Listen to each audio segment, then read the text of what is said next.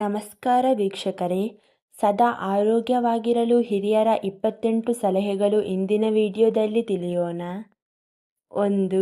ಬಿಸಿ ನೀರಿನಲ್ಲಿ ಸ್ವಲ್ಪ ಏಲಕ್ಕಿ ಸೇವಿಸುವುದರಿಂದ ದೇಹದ ಆಯಾಸ ದೂರವಾಗುತ್ತದೆ. 2.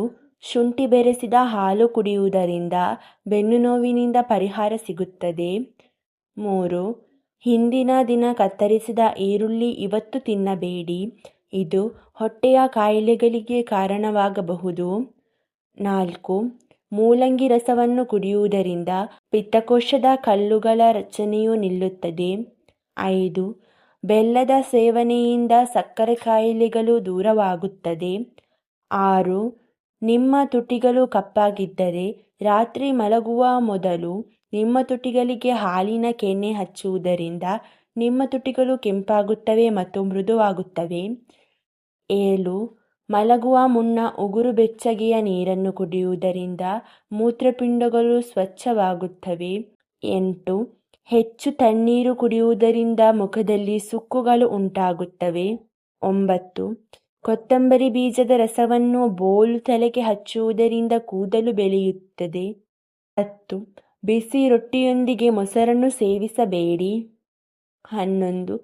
ಪೇರಳೆ ಹಣ್ಣನ್ನು ಸೇವಿಸುವುದರಿಂದ ಆಲಸ್ಯ ಮತ್ತು ಖಿನ್ನತೆ ಕಡಿಮೆಯಾಗುತ್ತದೆ.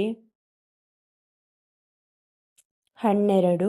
ಪ್ರತಿದಿನ ಈರುಳ್ಳಿ ತಿನ್ನುವುದರಿಂದ ದೇಹದಲ್ಲಿ ತಾಜಾ ರಕ್ತ ಉತ್ಪತ್ತಿಯಾಗುತ್ತದೆ. 13. ನಿಮ್ಮ ಕೈಗಳು ಯಾವಾಗಲೂ ತಣ್ಣಗಾಗಿದ್ದರೆ ನೀವು ರಕ್ತಹೀನತೆಯಿಂದ ಬಳಲುತ್ತಿರಬಹುದು.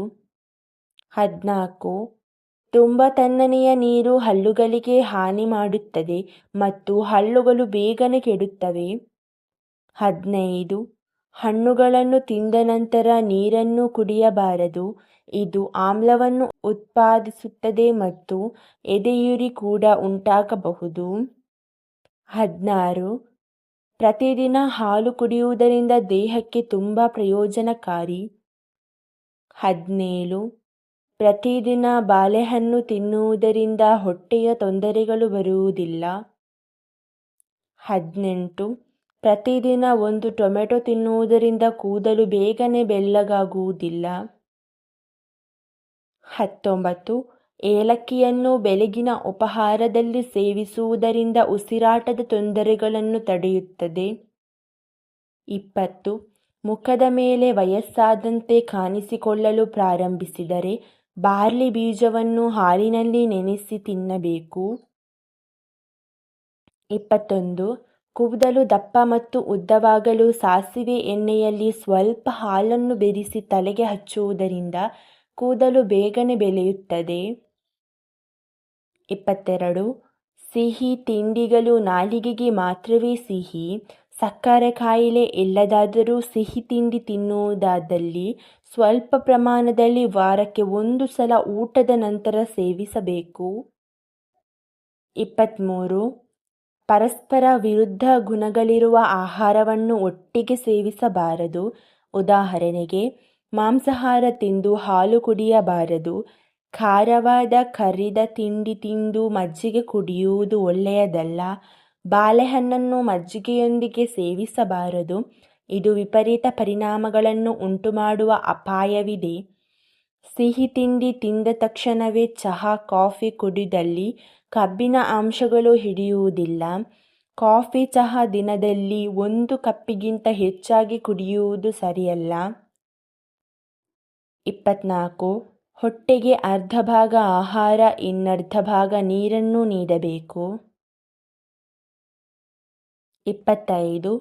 ಕಿತ್ತಳೆ ಹಣ್ಣು ಮತ್ತು ದ್ರಾಕ್ಷಿ ಹಣ್ಣಿನ ಸೇವನೆ ಆಯಾಸವನ್ನು ನೀಗಿಸುತ್ತದೆ. 26. ಬೇವನ್ನು ಯಾವುದಾದರೂ ರೂಪದಲ್ಲಿ ದಿನವೂ ಬಳಸಿದರೆ ಆರೋಗ್ಯ ವೃದ್ಧಿ ಖಂಡಿತ. 27. ದಿನಕ್ಕೆ 2 ಸಲ ಕಣ್ಣುಗಳನ್ನು ಸ್ವಚ್ಛ ನೀರಿನಲ್ಲಿ ತೊಳೆದುಕೊಳ್ಳುವುದು.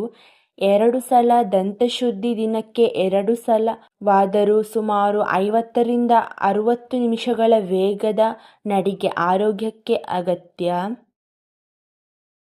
28.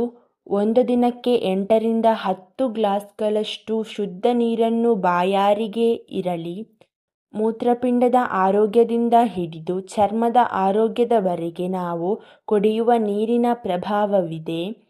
ಈ ಮಾಹಿತಿ ನಿಮಗೆ ಇಷ್ಟವಾದರೆ ಈ ವಿಡಿಯೋಗೊಂದು ಲೈಕ್ ಕೊಡಿ ಹಾಗೂ ಶೇರ್ ಮಾಡಿ. ಇನ್ನಷ್ಟು ಹೆಚ್ಚಿನ ವಿಡಿಯೋಸ್ಗಳಿಗಾಗಿ ನಮ್ಮ ಚಾನಲನ್ನು ಸಬ್ಸ್ಕ್ರೈಬ್ ಮಾಡಿಕೊಳ್ಳಿ. ಧನ್ಯವಾದಗಳು.